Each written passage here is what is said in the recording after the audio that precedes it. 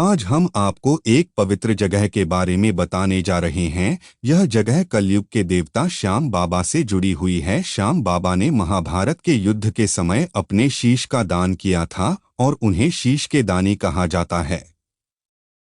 यह जगह बहुत पवित्र है क्योंकि यहाँ श्याम बाबा का शीश प्रकट हुआ था, इसलिए इसे मंदिर की तरह समझा जा सकता है और इसकी महिमा भी अद्भुत है। चलिए जानते हैं कि यह जगह कौन सी है और इसका नाम क्या है। यहाँ एक जल कुंड है जिसे श्री श्याम कुंड या श्याम सरोवर के नाम से जाना जाता है। श्याम कुंड एक गहरे और लंबोतरा आकार का जलाशय है जिसका जल बहुत पवित्र माना जाता है। कुंड के आसपास एक प्रवेश द्वार है जिसमें प्राचीन श्याम कुंड स्थित है। इस प्राचीन श्याम कुंड को महिला कुंड के नाम से जाना जाता है और अब इसे केवल महिलाएं ही स्नान कर सकती हैं। महिला श्याम कुंड के आसपास कई मंदिर हैं, जैसे प्राचीन हनुमान मंदिर और गायत्री मंदिर। ऐतिहासिक रूप से यह संभावित है कि बर्बरीक का शीश इस प्राचीन श्याम कुंड से निकला होगा, लेकिन श्रद्धालुओं की सुविधा के लिए वर्तमान में श्याम कुंड का उपयोग किया जाता है।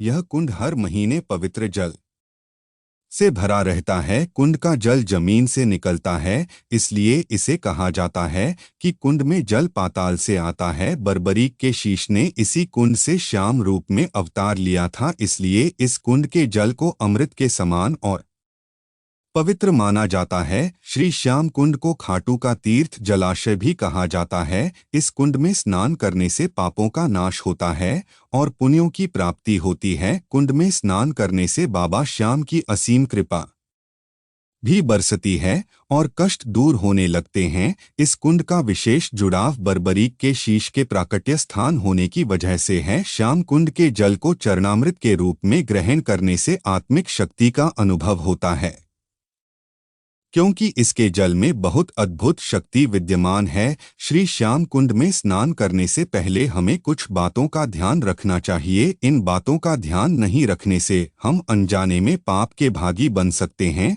सबसे पहली बात यह है कि कुंड में प्रवेश करने से पहले इसके पवित्र जल को माथे से लगाना चाहिए। इसके बाद कुंड के जल में प्रवेश कर स्नान करना चाहिए। दूसरी महत्वपूर्ण बात यह है कि कुंड में नहाते समय साबुन का प्रयोग नहीं करना चाहिए। नहाने के बाद अपने कपड़े कुंड में नहीं धोने चाहिए।